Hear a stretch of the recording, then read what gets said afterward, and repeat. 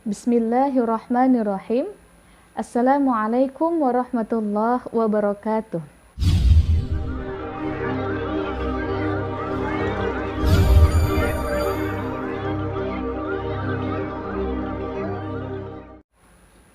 Selamat datang di Ummi Anisa Channel bersama saya Ummi Anisa. Hamdan wa syukran lillah, salatan wa salaman ala rasulillah. Apa kabar sahabat Ummi semuanya? Semoga Allah selalu memberikan kesehatan kepada kita semua. Amin ya Allah. Di pertemuan kali ini Ummi akan membahas bagaimana mendidik anak sesuai tumbuh kembangnya dalam ajaran agama Islam. Kita sebagai kedua orang tua wajib berilmu. Karena dalam agama, ilmu adalah sesuatu yang lebih utama sebelum beramal. Termasuk pendidikan anak. Pendidikan anak merupakan tanggung jawab besar yang harus dilakukan kita sebagai kedua orang tuanya. Salah satu ilmu yang harus kita ketahui dalam mendidik seorang anak itu adalah bagaimana proses tumbuh perkembangan anak di usianya. Nah, ternyata ilmu ini sudah dijelaskan Allah Subhanahu wa taala di dalam Al-Qur'an dalam surah An-Nahl ayat 78, di mana artinya, dan Allah telah mengeluarkan kamu dari perut ibumu dalam keadaan tidak mengetahui apapun, dan dialah yang memberikan kamu pendengaran, penglihatan, dan hati nurani agar kamu selalu bersyukur kepadanya. Dari ayat yang telah Ummi sampaikan tadi, bahwasanya Allah telah menerangkan urutan indera yang telah Allah berikan kepada kita dan kepada anak-anak kita. Menurut surah An-Nahl ayat 78 tadi, bahwasanya indera pertama yang Allah Subhanahu wa taala berikan kepada kita itu adalah indera pendengaran. Dan subhanallahnya, ternyata ayat tadi sangat sesuai dengan tumbuh perkembangan anak. Kenapa?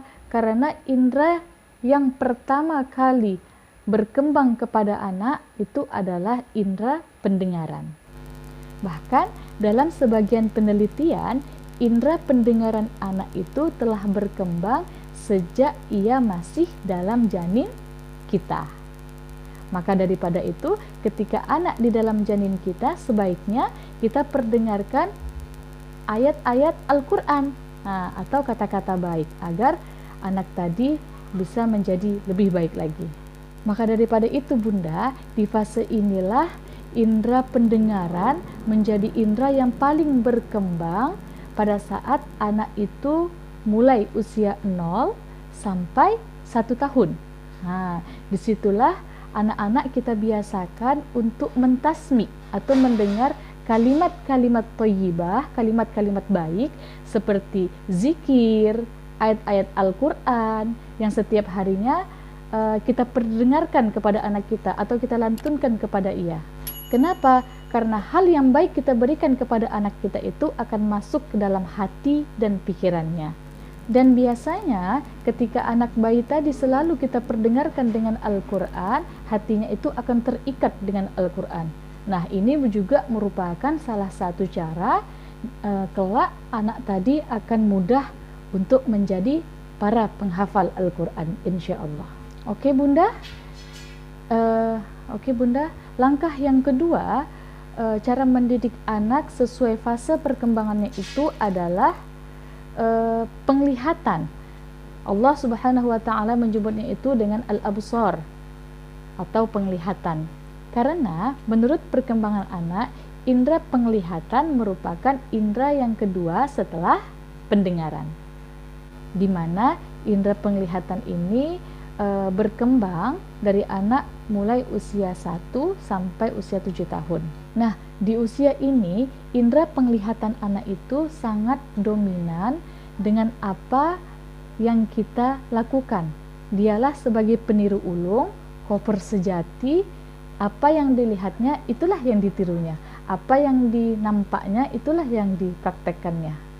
Misalnya apa? Misalnya anak kita ini sedang bermain kepada anak-anaknya.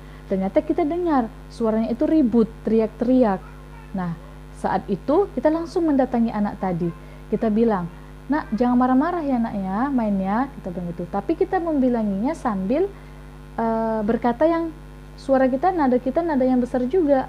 Satu sisi, perkataan ibunya tadi akan masuk ke otak anaknya.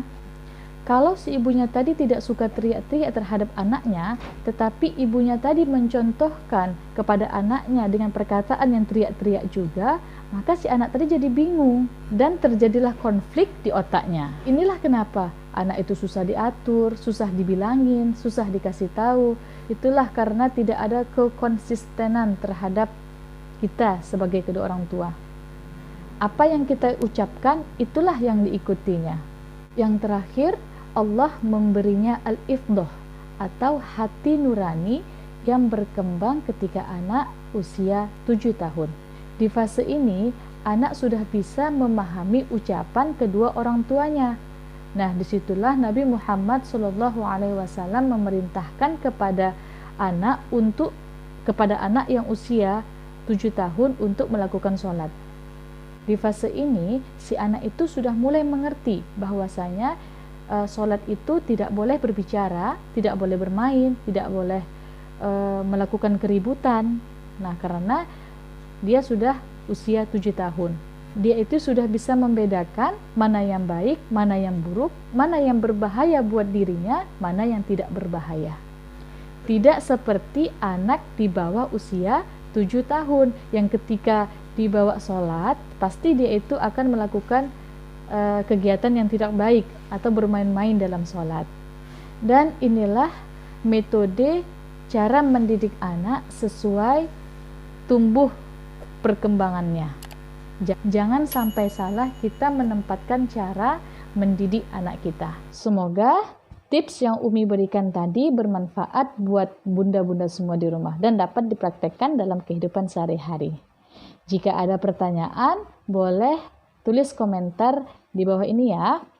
Dan jangan lupa like, share, and subscribe Umi Anissa Channel. Terima kasih.